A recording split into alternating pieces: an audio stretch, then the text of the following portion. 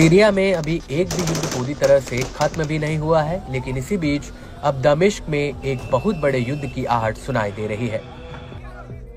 दरअसल असद के सीरिया से भागने के बाद एचटीएस की अगुवाई में अबू मोहम्मद अल जुलानी ने सीरिया में अंतरिम सरकार बना ली और ये जग जाहिर है कि तुर्की, अमेरिका और इजरायल के समर्थन से एचटीएस ने असद की सत्ता को उखाड़ फेंका। लेकिन सीरिया में असद की सत्ता का अंत तुर्की का असल निशाना नहीं है, बल्कि सीरिया से अमेरिका समर्थित कुर्द लड़ाकों को निपटाना तुर्की का असली प्लान है। दरअसल तुर्की के राष्ट्रपति तैयब एर्दोगन ने साफ कर दिया कि वो सीरिया में आतंकियों का सफाया कर देंगे और एर्दोगन का इशारा सिर्फ कुर्द लड़ाकों की तरफ था। Tercihini terörden ve şiddetten yana kullananları bekleyen tek akıbet silahlarıyla birlikte toprağa gömülmektir. Açık söylüyorum, bunun önüne hiçbir güç geçemez. Türkiye bekasını ve güvenliğini koruma noktasında nasıl tavizsiz bir iradeye sahip olduğunu pek çok kez göstermiştir. İş o raddeye varırsa yine bir gece ansızın gelebiliriz. हालांकि इन Kurd लड़ाकों को America और Israel का भी समर्थन हासिल है। उत्तरी सीरिया में कुर्दों का अच्छा खासा दबदबा भी है और सीरिया के मौजूदा हालातों को देखकर ऐसा लगता है कि कुर्दों की वजह से ही सीरिया के भीतर इजरायल और तुर्की के बीच सीधा युद्ध हो सकता है।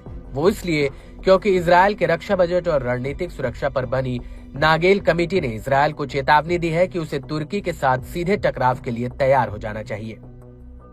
दरअसल नागेल कमेटी को इजरायली सरकार ने बनाया था और इसी कमेटी ने कहा है कि तुर्की अब ओटोमन साम्राज्य के जमाने के अपने प्रभाव को दोबारा स्थापित करना चाहता है, जिसकी वजह से इजरायल का तुर्की के साथ सीधा टकराव हो सकता है। रिपोर्ट में ये भी बात कही गई है कि सीरियाई गुटों का तुर्की के साथ जाना इजरायल के लिए एक नया जोखिम पैदा कर सकता है। कमेटी के मुताबिक सीरिया से पैदा हुआ खतरा ईरानी खतरे से ज्यादा खतरनाक हो सकता है और तुर्की समर्थित ताकतें उसके मुखौटे के रूप में काम कर सकती है, जिससे क्षेत्रीय अस्थिरता पैदा होने का खतरा है।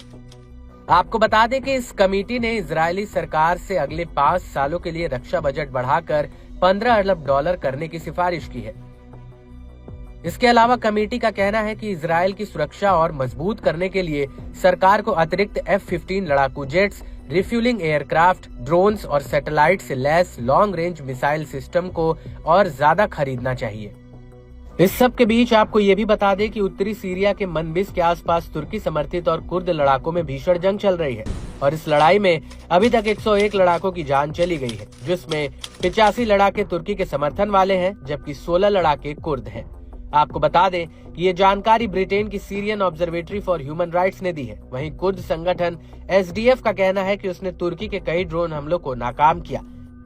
वहीं तुर्की के रक्षा मंत्रालय का कहना है कि उसने सीरिया में 32 कुर्द लड़ाकों को ठिकाने लगा दिया है।